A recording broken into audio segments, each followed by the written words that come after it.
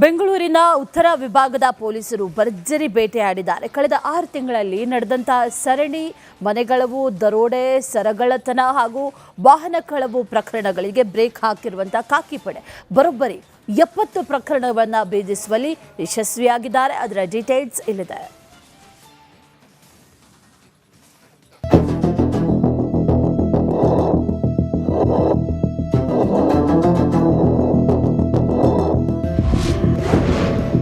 ಬೆಂಗಳೂರು ಪೊಲೀಸರ ಭರ್ಜರಿ ಬೇಟೆ, ಕೋಟಿ ಕೋಟಿ ಮೌಲ್ಯದ ಸ್ವತ್ತು ರಿಕವರಿ. ಬೆಂಗಳೂರಿನ ಉತ್ತರ ವಿಭಾಗದ ವ್ಯಾಪ್ತಿಯಲ್ಲಿ ಕಳ್ಳರು ಹಾಗೂ ದರೋಡೆಕೋರರ ಅಟ್ಟಹಾಸಕ್ಕೆ ಬ್ರೇಕ್ ಬಿದ್ದಿದೆ. ಮಲ್ಲೇಶ್ವರಂ, ಆರ್ಟಿ ನಗರ, ಹೆಬ್ಬಾಳ, ಯಶವಂತಪುರ ಸೇರಿದಂತೆ ಹಲವು ಠಾಣಾ ವ್ಯಾಪ್ತಿಯಲ್ಲಿ ಕಳೆದ 6 ತಿಂಗಳಿಂದ ನಡೆದಿದ್ದ ಅಪರಾಧ ಪ್ರಕರಣಗಳ ಬೆನ್ನತ್ತಿದ್ದ ಪೊಲೀಸರು ಸಕ್ಸಸ್ ಕಂಡಿದ್ದಾರೆ. ಒಟ್ಟು 70 ಪ್ರಕರಣಗಳನ್ನು ಪತ್ತೆ ಹಚ್ಚಿರುವಂತಹ ಪೊಲೀಸರು 94 ಮಂದಿ ಆರೋಪಿಗಳನ್ನು ಜೈಲಿಗಟ್ಟಿದ್ದಾರೆ.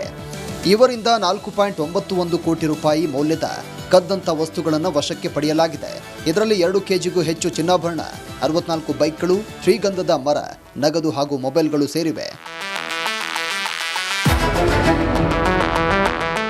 ಎಲ್ಲ ಮಾಲುಗಳನ್ನು ನಗರ ಪೊಲೀಸ್ ಆಯುಕ್ತ ಸೀಮಂತ್ ಕುಮಾರ್ ಸಿಂಗ್ ವಾರಸುದಾರರಿಗೆ ಮರಳಿ ನೀಡಿ ಸಾರ್ವಜನಿಕರಲ್ಲಿ ಧೈರ್ಯ ತುಂಬಿದ್ದಾರೆ.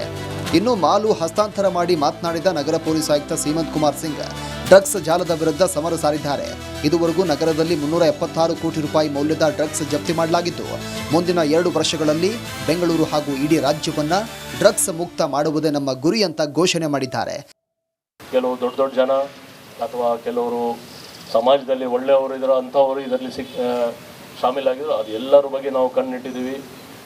ಮೇ ಬಿ ನಮ್ಮಲ್ಲಿ ಕೂಡ ಕೆಲವು ಸ್ಟಾಫ್ ಮುಂಚೆ ಇದ್ದರು, ಅವ್ರ ಬಗ್ಗೆ ಕೂಡ ನಾವು ಡಿಸಿಪ್ಲಿನರಿ ಆ್ಯಕ್ಷನ್ ತೊಗೊಂಡಿದ್ದೀವಿ.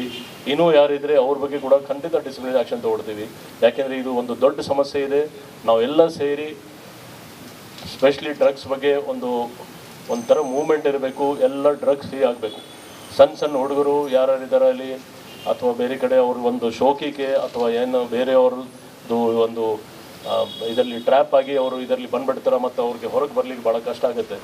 ಇನ್ನು ಈ ಮೆಗಾ ಕಾರ್ಯಾಚರಣೆಯಲ್ಲಿ ಮಲ್ಲೇಶ್ವರಂ ಪೊಲೀಸರು 14 ಕೇಸ್ಗಳನ್ನು ಪತ್ತೆ ಹಚ್ಚಿ 1,84 ಲಕ್ಷಕ್ಕೂ ಅಧಿಕ ಮೌಲ್ಯದ ಮಾಲು ವಶಪಡಿಸಿಕೊಂಡಿದ್ದಾರೆ. ಹೆಬ್ಬಾಳ ಪೊಲೀಸರು 82 ಲಕ್ಷಕ್ಕೂ ಅಧಿಕ ಮೌಲ್ಯದ 507 ಗ್ರಾಂ ಚಿನ್ನಾಭರಣ ವಶಕ್ಕೆ ಪಡೆದಿದ್ದಾರೆ. ನಂದಿನಿ ಲೇಔಟ್ ಪೊಲೀಸರು ಭಾರೀ ಪ್ರಮಾಣದ ಶ್ರೀಗಂಧದ ಮರವನ್ನು ಜಪ್ತಿ ಮಾಡಿದ್ದಾರೆ.